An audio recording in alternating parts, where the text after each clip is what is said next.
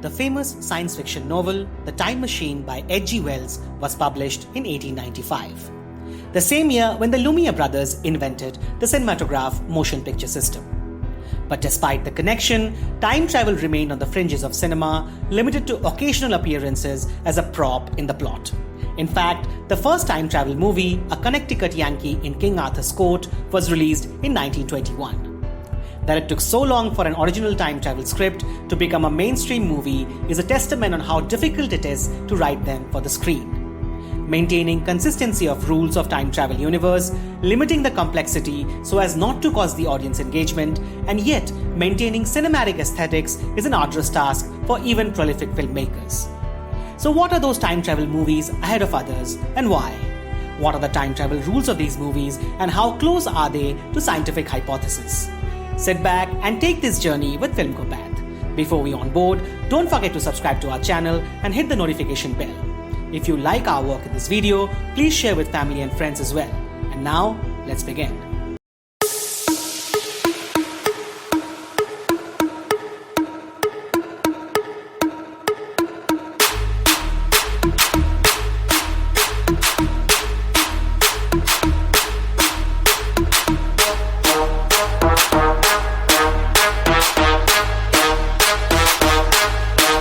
Before starting on with the movies, let us have a quick note on the three types of scientific time travel theories time travel fictions are based on. Number one is the fixed timeline based on Novikov's self-consistency principle. As per this theory, even when an individual travels back in time, the future they left cannot be changed. All events remain as fixed points in time, and the actions of the traveler in the past have already been imprinted in history. Say, you go back in time to kill baby Hitler and prevent World War II, you do kill baby Hitler but replace him with another baby. And when you are back in the future, you find that replaced baby to have grown up into Adolf Hitler, causing World War II. Number two is the dynamic timeline theory based on the famous grandfather paradox, where altered events of the past can impact the present.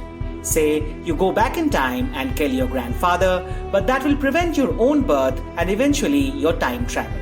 And if you cannot travel in time, you cannot kill your grandfather.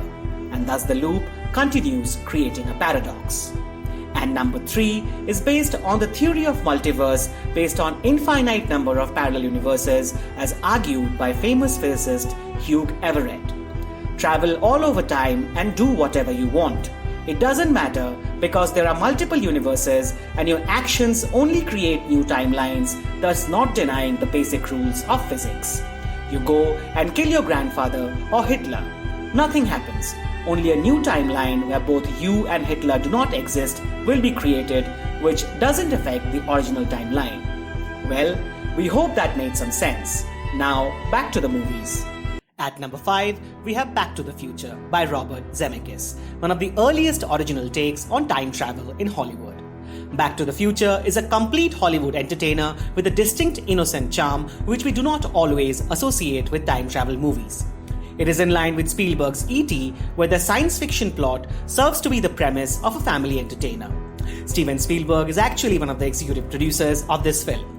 Zemeckis and Bob Gale get the storytelling pitch perfect, a lesson in script writing for film studies. The movie is split into three parts: the setup in the present, the revelations in the past, and then back to the present for the resolutions. In doing that, the film actually steps into difficult grounds of dynamic timeline time travel, but skillfully avoids the grandfather paradox. In fact, avoiding the paradox is a major subplot in the film, and in the process, our protagonist, Marty McFly, encounters something many of us would love to do: knowing our parents when they were teenagers. Marty fixes his parents so as to fix his future. Boy, that was some fun when Marty's mother falls for his future self, ignoring his father. One might question picking up this movie ahead of many more complex time travel movies. No complaints if you feel so. But as cinema lovers, we could not ignore this inventive and exciting piece of filmmaking.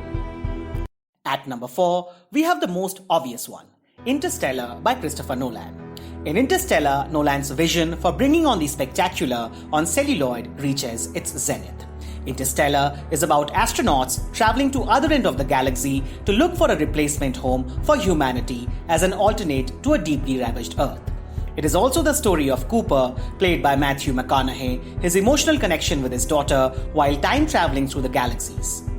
Interstellar is about the undying fight of the human species against all odds, against the existential crisis we witness in the film. Rage against the dying of light, as we have Michael Caine often reciting the Dylan Thomas poem. Interstellar turns the fixed timeline time travel on its head, combined with a more optimistic interpretation of Murphy's Law. On top of it, adds another dimension to the journey, that of emotions, of love. You have to give it to Nolan for his audacity in genre blending here, even if this parameter does not shape out well. Interstellar is also loaded with religious symbolism. Cooper seems to be a metaphor for the Holy Trinity. As the Son, he sacrifices to save humanity. He enters the Tesseract as the Ghost or the Holy Spirit, and then, as the Father, he guides his daughter from the future or touches Amelia inside the wormhole, imitating the famous morale from St. Peter's. 12 astronauts go in search of the unknown land. Cooper wanders about in wilderness in one of the planets in search of the unknown, and the brilliant Hans Zimmer scores are entirely based on church organ instruments. However, the most innovative part of Interstellar is not establishing mysticism through the symbols and instead arguing that miracles happen not through prayers but on the basis of science and humanity. It's either human endeavor or emotions which hosts all the aforementioned religious symbols in the film, thus highlighting the Dylan Thomas poetry further. Emphasis on knowledge, emotions, and courage to pursue the unknown are the pillars to the Nolan's films, his choice of tools for advocating the sustenance of mankind. Interstellar is much beyond the spectacular canvas. Well, we have a Marvel movie on time travel in our list, but not Avengers Endgame. Yes, it is the Oscar-winning animation Spider-Man Into the Spider-Verse at number 3 in our list. Before moving on to anything else, let's acknowledge the fantastic visual aesthetics in display. This film feels like a schooling in animation, bringing together multiple animation techniques from the Spider-Man universe. In its attempt to endorse its graphic novel origins, the film intentionally deviates from the Disney Pixar looks, thus revolutionizing the animation world. Starting with the Sony logo or the Columbia Picture emblem to all snippets of emotional intensity, this movie uses Ben-Day dots so as to mimic the aesthetics of the yesteryear comics. You see panels, old Spidey comics, graphic text on screen, and even before moving into the plot, these hallmarks together serve to be a time travel for all Spider-Man fans. Add to that a cameo from Stan Lee the creator, the Banksy reference, and the breathtaking street art visuals. This film on the big screen is a treat to the eyes. And then we move on to the plot where the science unravels. Spider-Verse obviously builds on the multiverse theory, but what's interesting is that it doesn't limit itself to that and brings in the Copenhagen interpretation as well. As per this quantum theory, an object can and does exist in all possible states. So, in the film, different Spider-Men do not only exist in parallel universes, but also differ in their form and shapes. Such a brilliant take in binding the quantum hypothesis to the alternate personas of the comic characters by different artists. We start with the universe of Miles Morales and Peter Parker. Spider-Girl, Noir Spidey, Spider-Ham all join. So do the villains from Kingpin to Doc Ock to Morbius. There is also a time travel movie based on one's choices and its ripple effects, as the European time travel movie Mr. Nobody was. Our choices are expressed as our leaps of faith, eventually determining which universe we create for ourselves. The Peter Parker Uncle Ben subplot finds an interesting twist in Miles' universe, all based on choices the characters make. This is a movie filled with self-references, recurring pastiche, and pop culture hallmarks all along. At number 2, we have Richard Kelly's feature film debut, Donnie Darko, the oblique time travel cult classic. Based on the multiverse theory of a tangent universe, Donnie Darko is the story of a troubled teenager who, as it turns out, has been chosen to save the world, which is going to end in 28 days, 6 hours, 42 minutes, and 12 seconds. The narrative thrives on a series of interconnected events which enable Donnie to first realize and then fulfill his destiny, and in the process, the audience is offered with incredibly stylistic genre-bending supernatural drama. There are multiple themes in succession at play in this film. Themes that collide and overlap from time to time, turning the movie into a head-scratching exercise for almost all. Spear-like jelly objects come out of the character's chest, navigating them through life.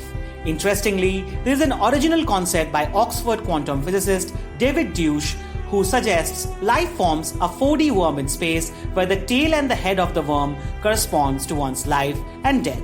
The movement from one to the other is the human world line, the journey of life. The film moves from physical to mystical when Donnie tries to deviate from his world line, thus challenging the God's channel, and the film taps into something far deeper, perhaps. The wormhole concept that interstellar scientists explain most simplistically finds a much more complex take in Donnie Darko. However, on a closer look, it is far closer to the real science, giving us the most creative and intelligent on-screen depiction of a wormhole. The film is also a stupendous commentary on upper-class conservatism, teenage angst, and the ever-annoying trappings of middle-class suburban life. Prescribed nonsense, as Drew Barrymore's high school teacher character urges. What a cast! What a film! If you are interested in time travel, you need to watch this ominous mood jerker.